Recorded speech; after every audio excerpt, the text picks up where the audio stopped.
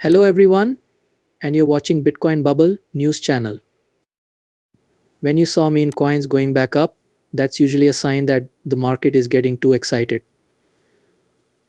A lot of that seems to have been taken care of. Now it seems like it has a better base to build on next year. I think Bitcoin will go up in value over the next year. In Singapore, token 2049 is coming to an end, and the Fed's expected rate hike is coming up soon. In the meantime, here is an interesting talk with Lynn Alden. We talk about Bitcoin's connection to global funding, how China's ongoing problems affect the economy, and how the Fed's possible actions might affect Bitcoin's future path in a recent interview on CoinDesk. At the time of this writing, the price of Bitcoin is around $60,000. It has gone up 1% in the last 24 hours and 4% in the last week. Enjoy the talk, but don't forget to like, subscribe, and share this channel. Let's hear more from Len Arden now. Overall, I think markets are in a bit of a lull where they're not really going down, but also where it's not clear if they'll break out to new highs for the major stock indices. A lot of markets aren't really going anywhere except for the gold market. But one of the main points I've been making is that I think the market puts too much weight on the Fed. Two big things are getting a lot of attention right now. Will the Fed cut 25 or 50 basis points? How are rates going to be lowered in the future? The other one is whether or not the US will go into a slump. And it's clear that those are very important factors. But I actually think of them as almost secondary when it comes to the most important things going on.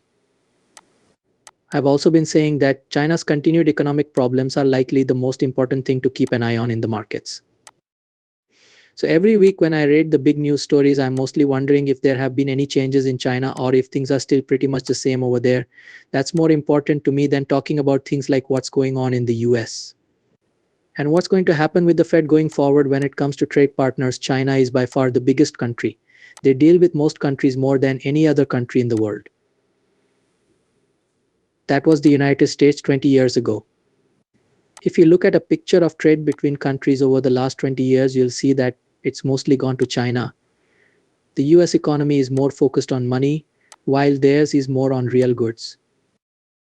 They have a bigger economy when you look at things like steel production, building out infrastructure, manufacturing ability, and a lot of other factors. Because of this, whether they're going hot or cold has an effect on countries all over the world, on global liquidity, and on the rate of economic growth and development. Their economy has been bad for a few years now because they're going through a deleveraging of a housing bubble, which is a lot like what the US did after the global financial crisis. They have been hesitant to make any big changes to the economy. The US, on the other hand, did a lot of direct fiscal support to consumers when it went into COVID after the crash. China doesn't want to do that nearly as much. Partly because one of their main goals is to make their currency and bond markets more open to people from other countries. They want more trading partners to accept their currency as payment. They also want these trading partners to hold their currency as bonds for an intermediate period of time. This is because they know they can use their currency to buy all kinds of Chinese goods and they need it to keep their purchasing power in check, similar to how countries use treasuries as reserves. There are goals that are at odds with each other because they want to reach their growth plans for the economy and keep society stable. But they also want their currency to be used around the world, so they want to be pretty strict about it. And there is more and more anger on Chinese social media about the economy right now. Even though they have a lot of good exports, people in their own country are not very happy. It also has one of the two largest economies in the world and one of the two largest money sources in the world.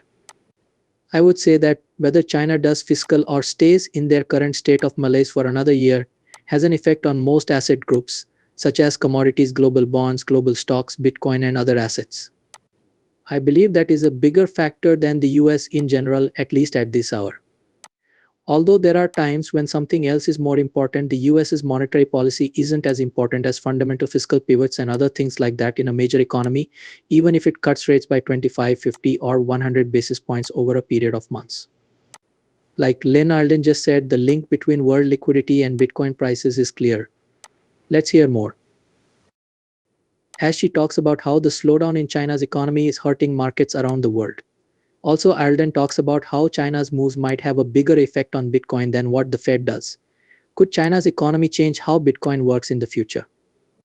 Let's hear what Lynn Alden has to say. I'm not sure what I think this week. We should find out in the next few days.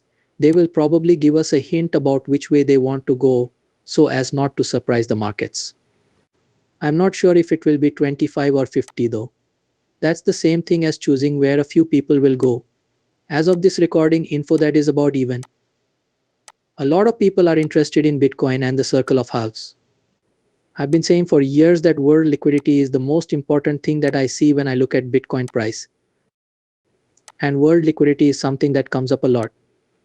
That could be explained in more than one way. For this type of study, we use the term global broad money supply equal to dollars to describe it. So that takes into account both types of credit creation around the world. It also looks at how strong the dollar is compared to other currencies. That's important because, a lot of trade around the world is priced in dollars. You should know that most debt between countries is written in dollars. And that makes it a very important unit of account, especially for debts. So for many types of assets, the strength of the dollar and the total amount of dollar comparable global M2 are very important.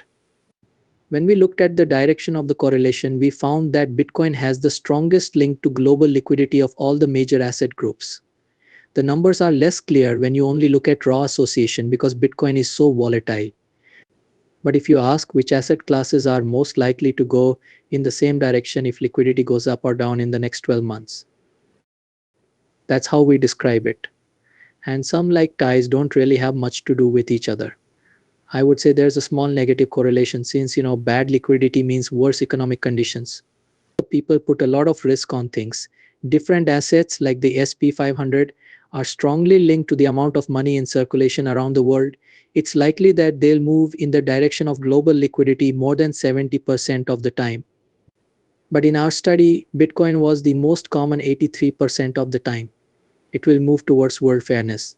That's what I think, because for one thing, most pools of capital still see it as a risk on assets. Also, it doesn't have any earnings or ties to the business that could throw it off. It's probably the purest play on liquidity that we've seen. That's why I don't really have a firm view week to week. That's more of the point of view of a day trader. It seems like the world's cash has been sitting still for about 2 years now, since central banks have been trying to tighten. But I think cash will do pretty well over the next year as the Fed and other central banks start to loosen up. We can already see it slowly breaking away from the base it made. One thing I don't like about Bitcoin is that it pushed some of that forward with the start of the ETF. The start of the ETF was seen as a very positive event. I believe that some things that could happen this year were pushed all the way up to February and March. During these several months, we have done worse than what cash alone would have said. But I think that once we figure out what success looks like, and I think we're pretty far along in that process, we got rid of a lot of the extra and the early excitement. Click on the link in the description to see the whole interview. We talked about the effects of global liquidity on Bitcoin, China's economic problems, and the possible effects of the Fed's rate decisions in this CoinDesk interview with Lynn Alden.